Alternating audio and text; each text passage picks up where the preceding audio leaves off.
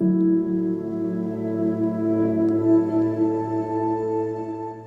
everybody, I'm Mary. I am the founder and spiritual teacher here at Earth and Star Spiritual Wellness Center. And today we have a brand new angel entity that has been coming through, and you get to meet them here for the first time ever. A couple of weeks ago, maybe even like a month ago, I started getting this sense of a new guide that was coming in, and it felt something big. It didn't feel like a regular guide. It felt big, it felt angelic. Now, a lot of the angels that I work with very closely on a day-to-day basis, during my healing sessions or during my teaching, or that I channel regularly, I encode a crystal with their essence, kind of something that represents them and holds a little bit of that energy, and I keep those crystals on my altar. And so when I was being guided that I needed a new crystal for this particular guide or entity that was trying to come through, I knew it was going to be something big. And the first time I saw this energy, it was huge. Wings out, just huge. And it didn't look like a pure white light either. Like, I did not have the awareness at first that this is an angel coming into the room. I was like, what is this? Because it looks like some of the feathers are white and some of the feathers are black, and it's just this huge mass of energy. It was almost like it wasn't even trying to present itself as human in order for me to understand it. It was like half presenting itself as human and half just a big mass of energy. And I was told to lay myself down on my healing table, to connect it and see what this energy was, and I did. And I heard the name Dharmaskin. And I said, okay, so this energy, it's an angelic energy who I can call Dharmaskin. And that was pretty much all that kind of came through. It just presented itself, it gave me a name, and it was like, I'll be back, we'll talk later kind of thing.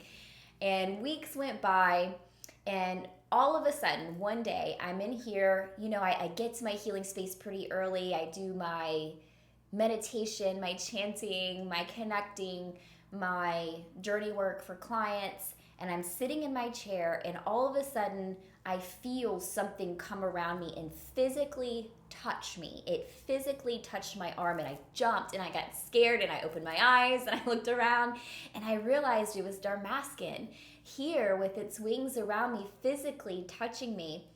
And another thing that set it apart from the other angels that I work with is that when this angel came in, I didn't recognize the peace that normally comes.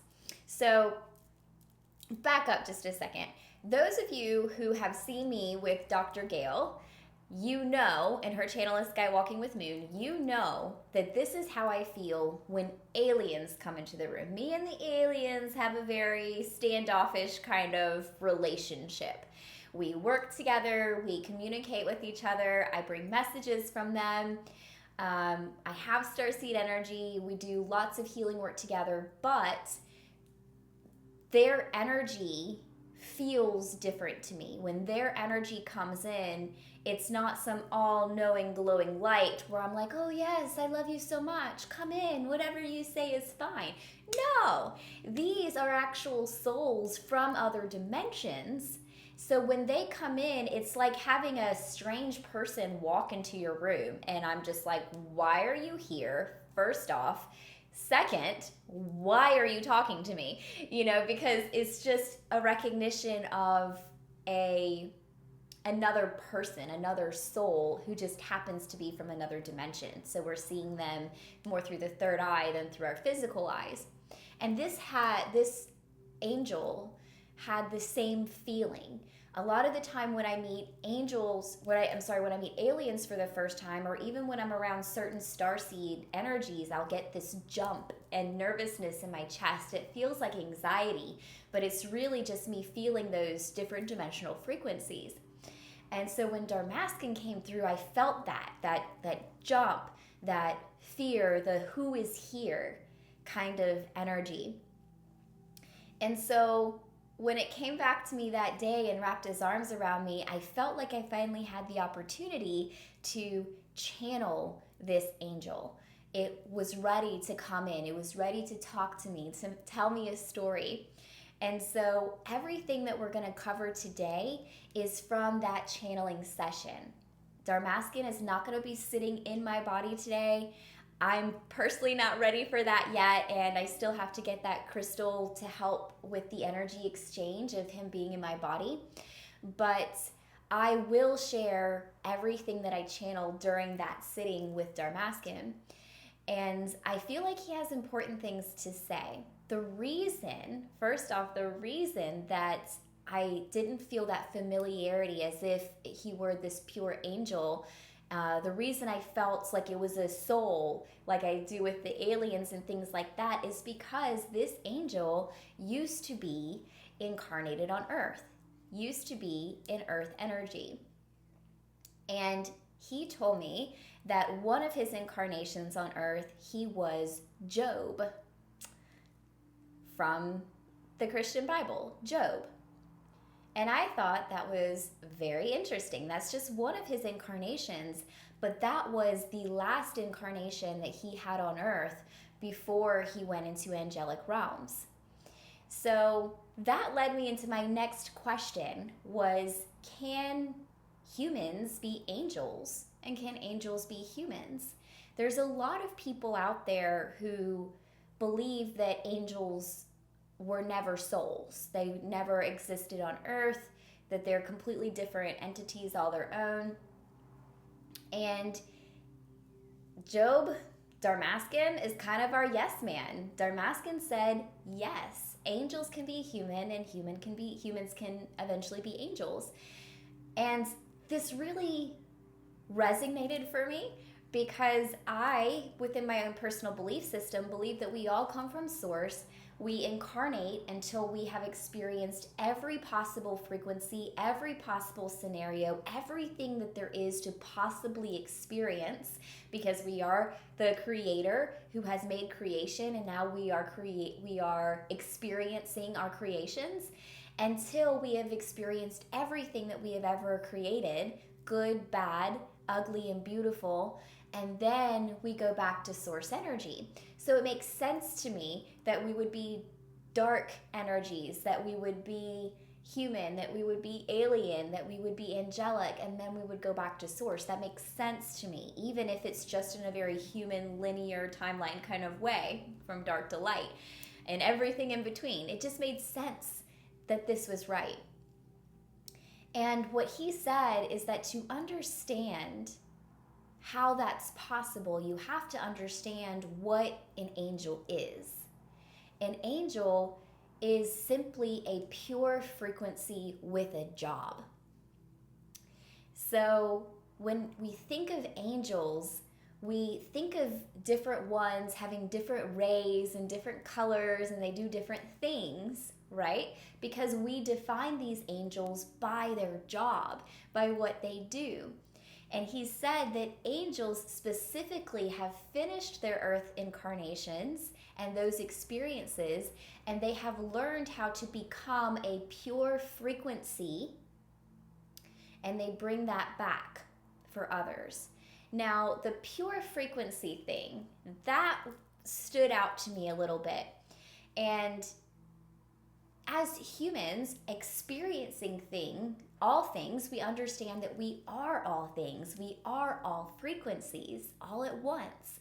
But what Darmaskin said is that when you learn how to be an angel, you are learning how to be an archetype. You are learning how to be a frequency, 1, 2, or 3 frequencies only at a time, because you are taking on a certain role, a certain job, a certain light that balances what the dark things are doing, so that the humans have full access and experience to the full spectrum. So he was telling me that there are pure frequencies of truth, of origination, which I believe is health or healing, restoring the body back to its original blueprint. There are pure frequencies of music, harmony, intelligence, knowledge, light. The word light, I couldn't quite define. He showed me this pure frequency, but I couldn't define it in any sort of human terms or words. It was more of just a knowing that this is light and that this is what light means. There are pure frequencies, he says, of the sixth sense, pure frequencies of knowing all things, pure frequencies of love. And each angel archetype takes on certain pure frequencies and becomes a vehicle to bring those frequencies to those who need it within the human realms. So an angel is a vehicle of pure light, of pure frequency. An angel is a vehicle, a messenger of purity. Okay. So pure vibration is just interwoven into beings, to people. We have so many different vibrations to view, and we have certain ones that are given to us directly through these messengers when we need them.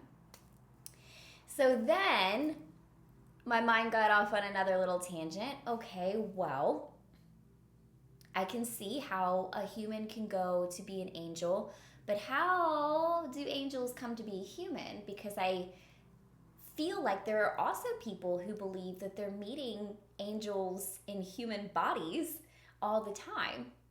And, I always let this go before because I always just, for whatever reason, had the thought that they were apparitions or that angels came in, took human form, and then left again. And what I was told was that angelic energies will sometimes incarnate back into a human in order to give constant, tangible, immersive, pure frequencies for long periods of time. And he said that how they are able to do this is usually through incarnating through a disabled person. And by disabled, what I saw was usually nonverbal or blind people.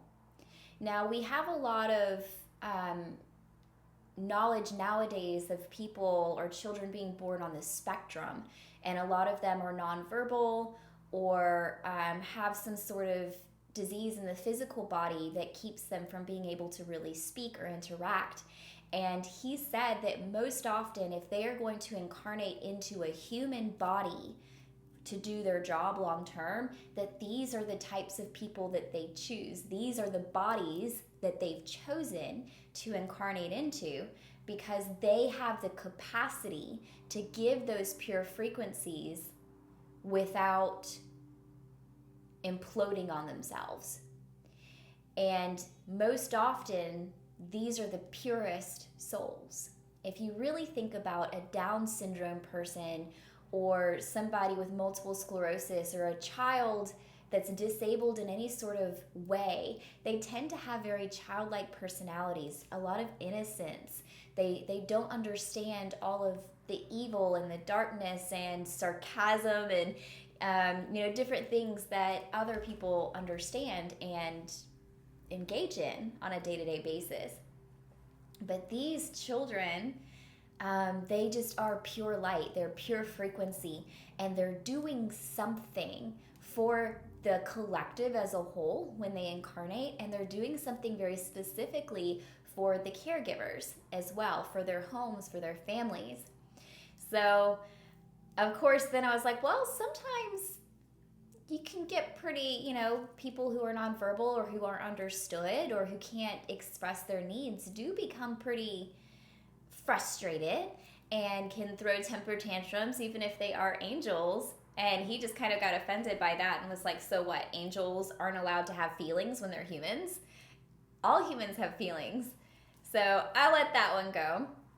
And my next question was, so that means that angels are souls, because I wanted to clarify that when I hear a lot of people saying that angels have never incarnated on earth. And there's actually quite a few religions that feel like only humans have souls, that animals and plants and other things like that don't have souls.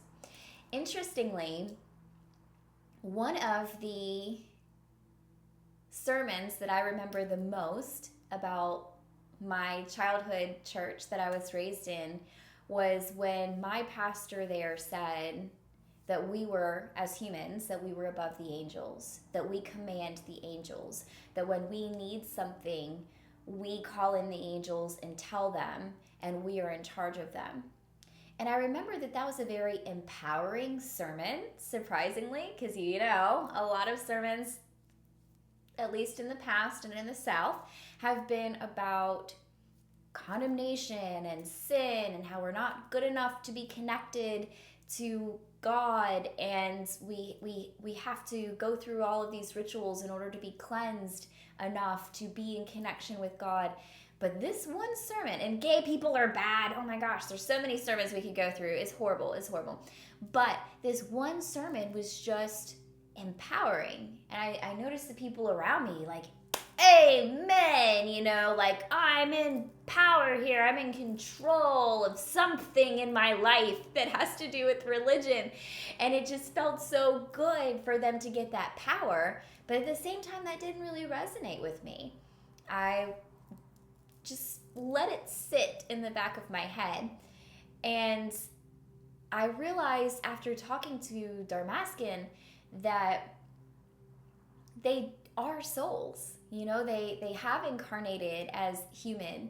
They have incarnated as other things. Some of them even start in the angelic realms and then work through being human. So it is possible that some of the angels haven't been human yet.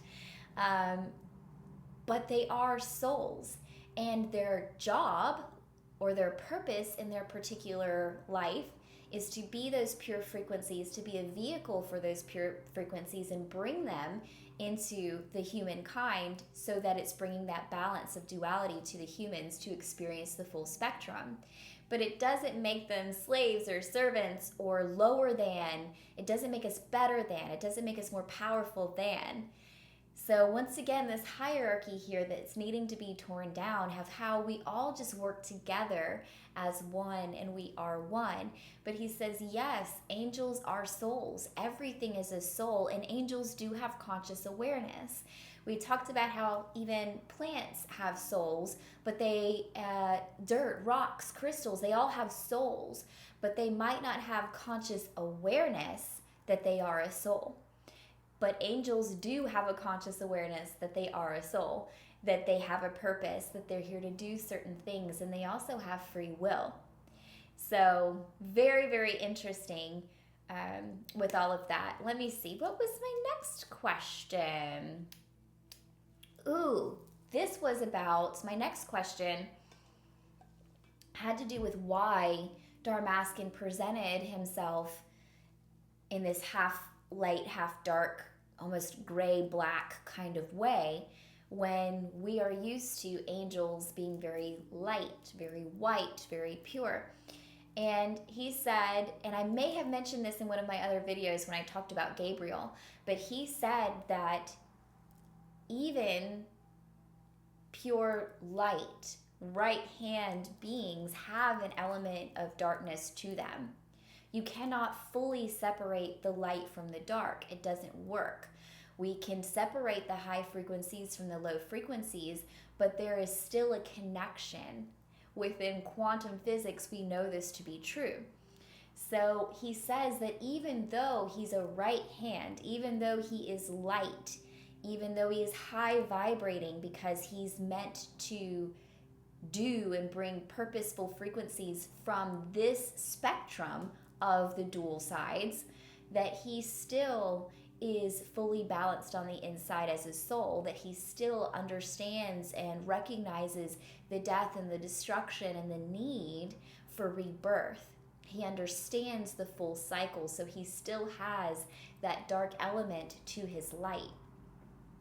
And I thought that very interesting because I had heard something very similar from Gabriel. If you have not watched that one video, I'm trying to remember the name of it now, but it was one of the videos where I was channeling Jophiel. I think I was channeling Jophiel when we talked about Gabriel there. And in the ancient times, he came as the angel of death when it was time to sweep out old and bring in the new. So it's interesting to see that spectrum when the soul carries shadow inside of it. And not shadow is in just being unknown, but shadow is in appreciating all aspects of life and death and what it entails, all aspects of what is seen and what is emotion, what is felt, all of those things. Their spectrum of darkness, I ask, why do they have that spectrum of darkness when they're supposed to be balancing this part? And Darmaskin started talking about pain and suffering, and how all of those things, pain and suffering, equals peace. Pain, suffering equals peace. Did you guys hear me? Just pain and suffering equals peace, according to Darmaskin.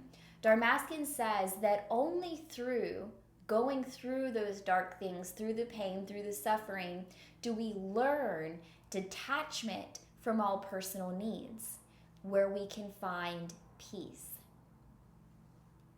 And he specifically said, detachment from all personal need from others. Now, we know as humans that the only things that really hurt us are when we have attachment or expectations in place. So specifically with attachment and detachment with Darmaskin, he was saying that when we have all of these attachments to other people, that humans don't always have the awareness that a lot of their attachments are not pure soul attachments. With a human, a lot of attachment to other humans is because of their own need to not be alone, their own desire to be loved, their own feelings of self-worth and purpose and what they can provide for others. It's almost like as pack animals, we get this herd mentality where we find worth, validation, and love from our connections and interactions with other people. And Darmaskin is saying that these are also the things that hurt us, that keep us from being pure frequencies. And when we can fully separate ourselves, even if it's just in our minds, from the need and the attachment of being in these packs and these groups with these people, then we find a peace that surpasses all understanding, because we know that we are not in need of anything from anybody. We can choose to love those people and be with those people and have those things without the need, the drive, the desire for it. A lot of people think that if they don't have their job, if they don't have their things, if they don't have money, then they're nothing. They have no personal worth. And this is what Darmaskin is talking about. You don't need any of those people, any of those things, any of those objects to find worth. We simply are. I am that I am. This is the peace that comes here. And everything that we add on top of that adds chatter. It adds things to grasp onto. So then Darmaskin, just because he had a past life incarnation as Job, I decided to pull out my handy dandy dusty old Bible and actually go through the full story of Job. Darmaskin, only really kind of guided me back through the first few chapters. And this is where a lot of the bulk of what he was trying to get across today came from. So, in the beginning of Job, essentially we're looking at a man who's the greatest man in the East, right? He has lots of money, lots of land, lots of animals. He has ownership of a lot of things. He has like camels and ox and sheep and servants, and he has 10 kids, 7 sons, 3 daughters, and everything is just great. He has an abundance of everything. He is said to be a very righteous man who prays and does animal sacrifices every day, which we're also understanding that back in that day, they felt like that was needed in order to atone or to be in touch. So we're not going to touch on the religious aspects of that. But as we start to read, we notice that maybe the book of Job is a little bit about tests, about power, or even about integrity and uprightness. But Damascene says that the story of Job is about purity, overcoming fear, and receiving purity. As you keep reading, we understand that he has everything he could possibly need.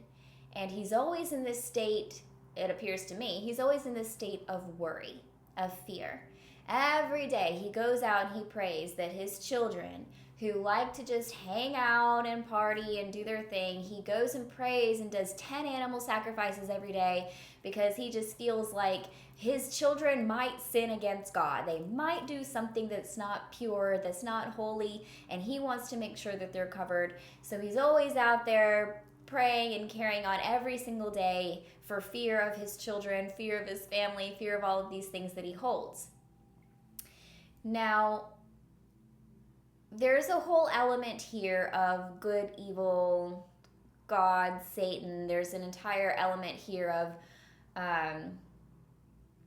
stuff happening that I'm not going to get too deep into. In the story, the devil comes to God and was like, hey, your servant Job, he's like the greatest man in the East, but would he be so great if he didn't have all of the things that he had? And God was like, oh yeah, he would totally still pray to me every single day because he loves me. And Satan's like, you want to bet on it? And he's like, yes, just don't kill him. Literally take everything else. But because of the way we believe, when we don't want to get into the literal things of a story, understanding that this is a story, and any story that you read, you can pick out a million different ways to interpret that story. Just like we learned in the Use Your Voice, Honey Lemurian message video. Any little story, you can pick out a ton of different meanings, a ton of different references. There's a lot that can go on in a story. But for these purposes, we're not going to get too much into duality and ego self and separation from God. We're not going to do a whole lot of that today. We're going to stick just to what Damascene is trying to get across. And one day, Job receives word that all of his oxen have been killed, all of the servants watching the oxen were killed, except for the one servant that made it away to tell him the horrible news. And as soon as he stops talking, another servant runs up and says, oh, all of your sheep have been killed, and all of the servants watching the sheep, and I'm the only one who's made it out. And as soon as he's done talking, another one comes in and says, all of your camels have been killed, and all of the servants watching the camels have been killed, except for me. I made it out just to tell you this horrible news. And then another servant runs up and says, all of your children have been killed. The house collapsed on them. They're all dead while they were partying, and I'm the only one who made it out alive to tell you this horrible news. And then his health, Job's health, starts failing. He's going through all of this grief, all of this lamenting, but he's still upholding his integrity about it. And so then his health starts to go. So he doesn't have any of his things. He doesn't have his land. He doesn't have his ownerships. He doesn't have his family, his children, his connections. And now he doesn't even have the health of his own physical body. All of these things start to go wrong. And then his friends come over and they're like, you know what, we're gonna mourn with you. We're gonna support you. We're gonna help you through all of this. And this is where Job pretty much says, I hate my life. I wish I died in the womb. He's cursing everything here. He's had it. He's done. I find it interesting that he waited until he was supported to curse his life, because he could have cursed his life after his children died, after his lands were taken away, after his health. But he actually literally waited till his friends came and said, hey, we're going to stay with you and help you grieve a little bit. And then he's like, I wish I was dead. Anyways, that was besides the point. Sorry, Damascus. But as he's cursing everything, cursing his life, wishing he'd never been born, all of this stuff, one of his friends says, kind of a wise thing. His friend says, you know what? You've been abundant. And while you've been abundant helping all of these other people in your abundance, you've been doing a really great job. A lot of people have received from you. A lot of people have benefited from your blessings. But now you're kind of the one who needs help. This is your fear coming up. This is your fear and the strike to your confidence that's happening. This is the circle of life. This is your fear and the strike to your confidence happening. We see a full circle moment, and Job hates that shit. Job did not like that. Did not like that at all. Still cursing everything. So this ghost comes and visits one of the friends. And I do think that this particular part is very significant. It's very significant to Damascus, especially. So that's Job 4:17. And I feel like this is significant because I think that a cornerstone of Christianity is based around this verse or similar verses. So Job 4:17, a ghost comes and visits the friend and says these words to him. Shall mortal man be more just than God? Shall a man be more pure than his maker? And that verse alone, if you Google that, the answer in all of the Christian websites says no, no, no, no. Where everyone is saying men or humans are in a lower hierarchy than God, that they cannot be as pure as God, as upright as God, as just as God. And I actually sat with Damascus because I was really curious, who was this ghost that came in who said this thing that cornerstoned separation within the Christian church? And Damascus said, that was Gabriel. Gabriel did that shit. Gabriel did that. And that all made sense then. But Gabriel was like, that's not what I meant. Because those people did not understand duality, apparently. They did not understand that we have the God spark inside, that we are all of God inside of a human vessel. And therefore, the humanness that we are, the dust and the dirt and the material things that we attach to, are not as important as our soul, as the God self. And this was the message that was trying to come through, the non-attachment in order to create purity. That was the message Gabriel was trying to come across. He's like, thank you. But we have in Christianity, especially Southern Christianity, we have created an entire cornerstone of how we are less than, of how we cannot be connected to, of how we are separate from. And this is not the message that was trying to come across. It's not. And so then Damascus says, yes. I told you he's a yes man. Yes. And he said this to me. I had everything.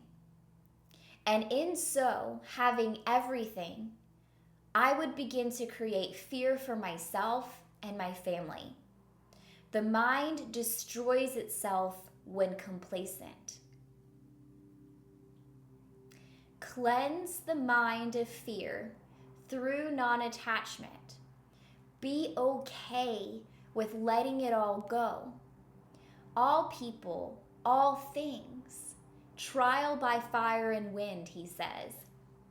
Now I understand this because he's not saying you have to isolate and leave everything behind. He's saying that no matter how much you have, your mind is always going to create a story of fear for you. The more that you have, the more your mind tells you, I'm not capable of sustaining this. This is going to fall. I'm not worthy of this. Something bad's going to happen. The more that you have to sabotage, the more your human mind tries to tell you to sabotage it. Fear comes through when we're not capable of being connected to love, and when we feel that we're holding on to these things because of their worth and value to us. So we don't have to let everything go physically, but in our minds, we have to be able to understand, I don't own this. I don't own this land, this home.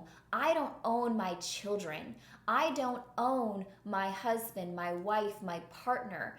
I am not in ownership of any of this, my own body, my own health. I don't own this.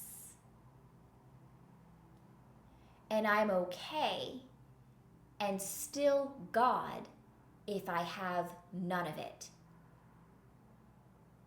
The human will grieve if it has none of it. That's normal and okay. But the human is not what we listen to. The human's not what brings us peace.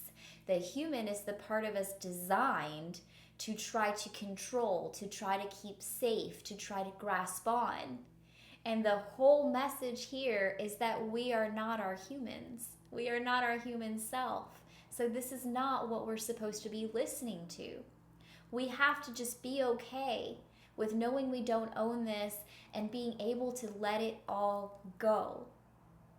And then we can find our peace and our purity and enjoy the things that we do have. Enjoy the people who choose to be around us.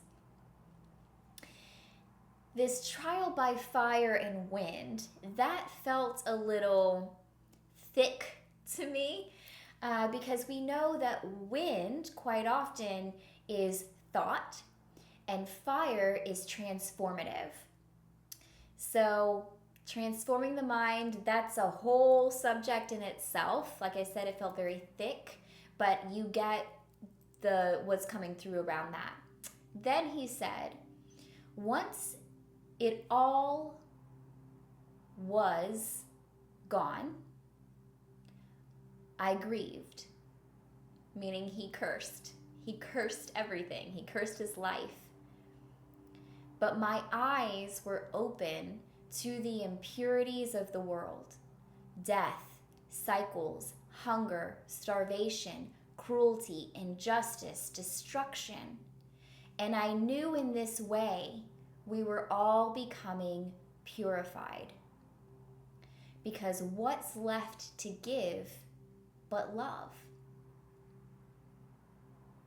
Grief, we've discussed before, is love with no vessel to pour it into.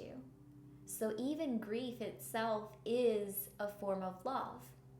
And when we have nothing to give another person, we have no food to give them, no money to give them, no physical health and strength and help to give them, all that we have to give them is our God self, is love, is purity. And that's where our true worth lies. True worth lies there when you have nothing to give except exactly who you are. And when we're standing in the frequency of love, we are God. We are our God self.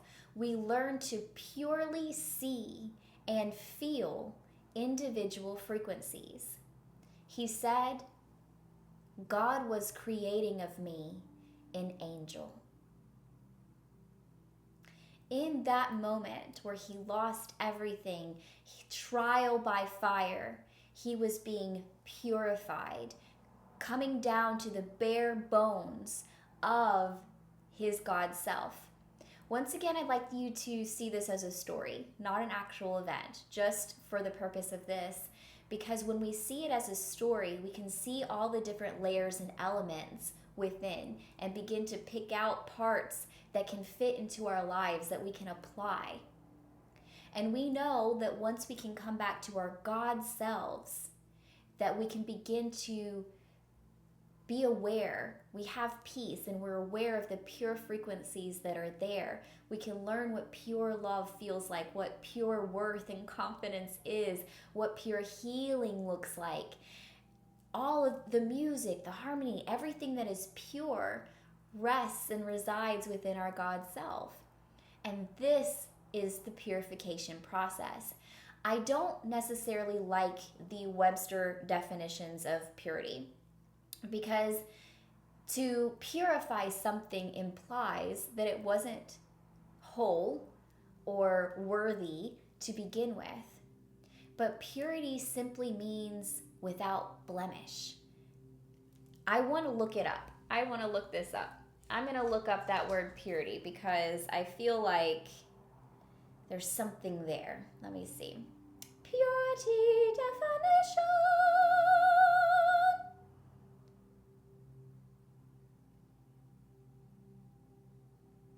Okay.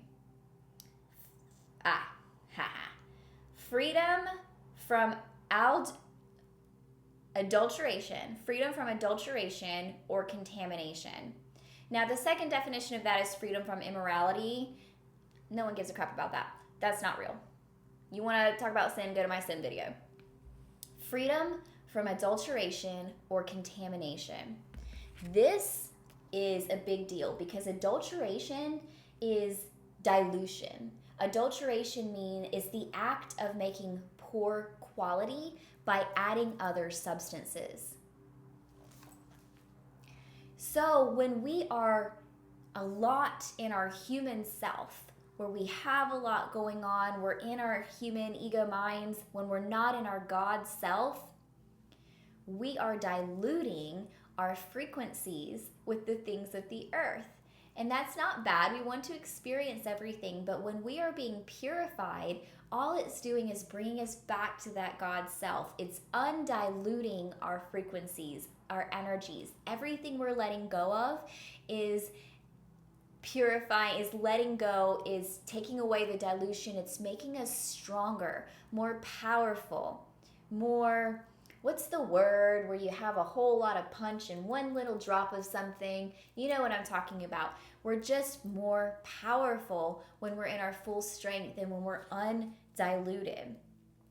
Now, the rest of this story kind of goes on and on and on. You know, Job argues for like 1,000,000 chapters with his friends and complains to his friends all the way up to chapter 38. Keeping in mind the last verse I read was chapter 4. He goes on and on and argues with his friends until chapter 38 when he confronts God directly. And eventually what happens about that is that God is suddenly on his side again and not his friends. But we're going to skip over that because that's not relevant to the message of Damascus. But Job was restored in this particular verse. Job, by the time we got to chapters 42 and all of that, Job gets everything back tenfold. He has this throng of support, like people from all over the place come to him and they all give him money and gold so that he becomes rich again. He has land. He has like 14,000 sheep, 16,000 or 6,000 camels. He ends up with 1,000 ox, 1,000 donkeys, and he has 10 more kids, 7 more sons and 3 more daughters who are said to be the prettiest in the land. And he gets to live another 140 years. So once he goes through this purification process and comes back to his God self, we see an amplification, a higher power, a higher purity, more punch within his little pack. What is that word? There's a word for that. I don't know, you see it with like medicines and stuff where there's like a certain milligram per milliliter, I don't know, whatever. But there's this power that was not there before. And now he also has the ability to be purely present with it instead of being fearful. All of that fear had to purge out. Now, I want to come back to Job 5:19 for a minute. Let me see. Job 5:19 says, "He shall deliver thee in 6 troubles, but in the 7th no evil shall touch thee." And what this is saying, what Damascus says to me, one, I want you to take that number 7 and really understand the angel number that's happening here, the numerology that happens with all of this, because the number 7 is the number of purity. It's an angelic number of purity, the pure frequency without the delusion and the weakening power. And this verse is saying you will go through certain trials by fire to purify yourself.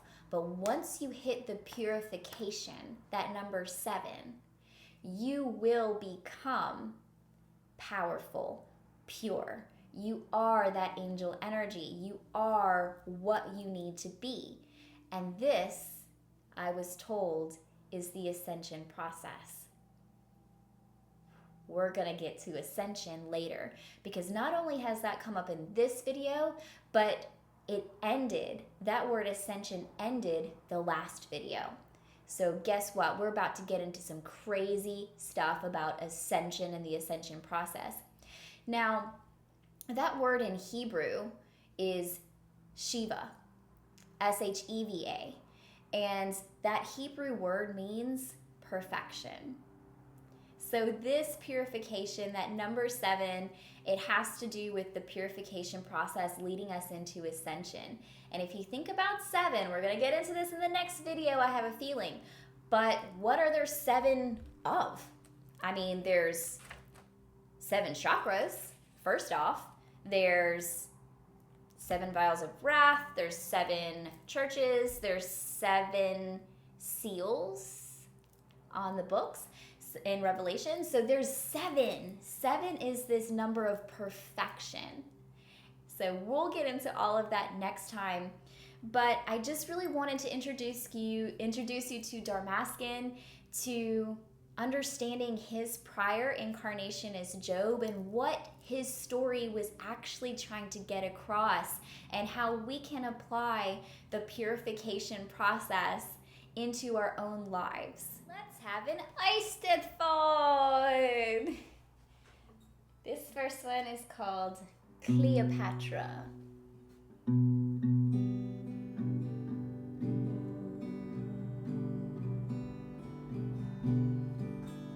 I was Cleopatra. I was young and an actress when you knelt by my mattress and asked for my hand. And I was sad you asked it, as I laid in a black dress with my father in a casket. I had no plans.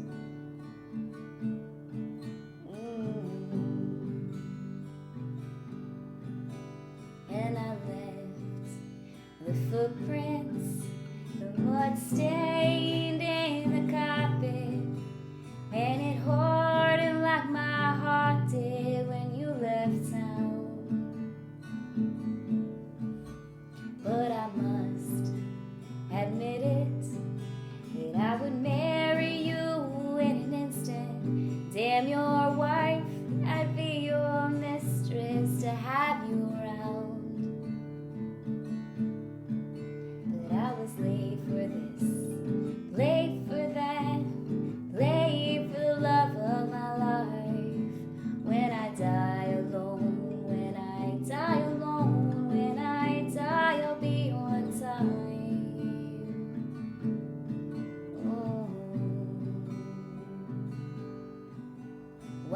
church, discouraged. Any lust that burned within me, yes, my flesh, it was my currency, but I held true. So I drive the taxi, and the traffic distracts me from the strangers in my backseat. They remind me of you. That I was late for this, late for that, late for the love of my life. When I die alone, when I die alone, when I die, I'll be on time.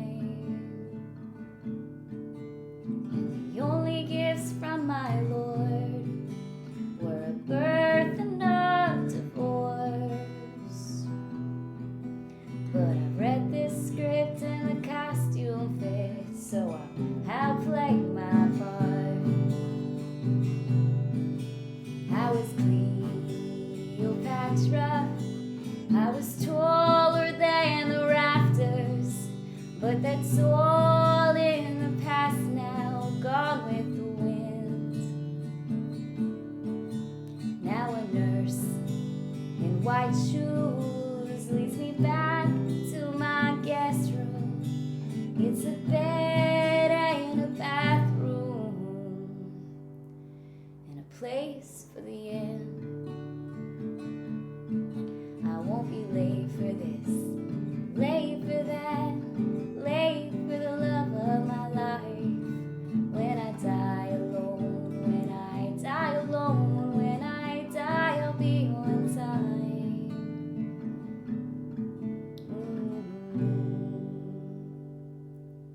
That one's called Cleopatra, and the version that I use is from the Lumineers. I'm not sure if that's by them or a cover, but I'll definitely look that up. This one is by Vance Joy, because we do have a fan out there of Vance Joy.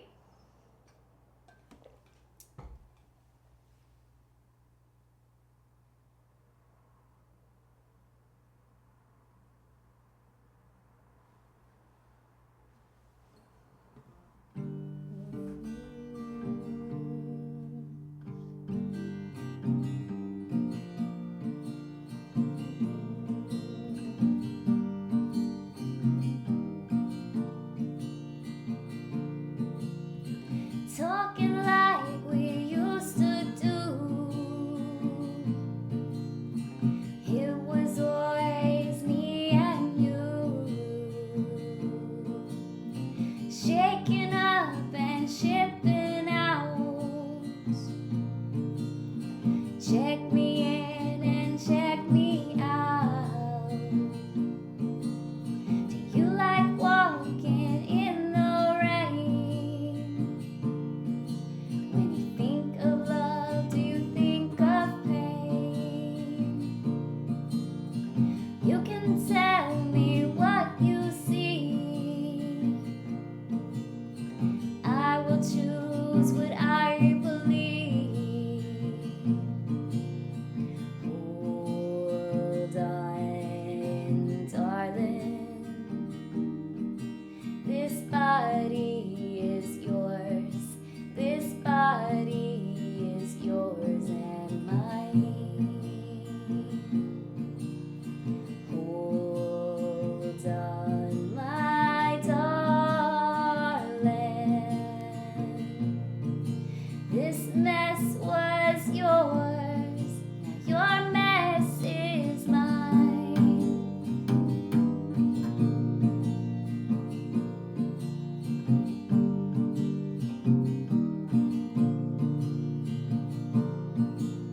See you walk in the marketplace, walking